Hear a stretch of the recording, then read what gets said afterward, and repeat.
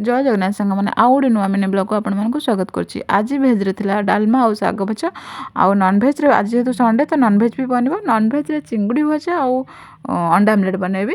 तो चिंगुड़ीटा भावेनि frozen chicken भली आउ चिंगुड़ीटा अलरेडी फ्रेश कहीं ये समुद्र अच्छी माछ चिंगुड़ी एठिकार फ्रेश फ्रेश मिल जाए। ये भी सब जीवंता चिंगुड़ी थिला। तो महाशय आनी मत मॉर्निंग रू दे सारा पर से ऑफिस जाइछंती। तो तापर मु मोर चलेले बनाया चिंगुड़ी आज खाली भजा बनैबी आउ छेचा बनै था छेचा जिनस नाला छेचाटा जो नाला तो से मुझे खाली भजा बनईदेवी तापर अंडा आमलेट बनैबी। आउ गोटे कथा सांग आपण मैंने भावुवे ये मिनी ब्लॉग कहूँ केवल रोसईटा देखुँ ना सांग मैंने सेमती किसी ना। तो रोसई करने सहित मुझे भेज बनाए महाशय ऑफिस जावाई महाशय 6:30 ऑफिस जाती तो मतलब 4:30 बनवा पड़े। तो एत जल्दी जल्दी मुझे बनाए घर कम सहित रोसई बनाए तो कैप्चर करें केवे जब सुविधा है देन आपण को कैप्चर कर निहाती भाव में देखी।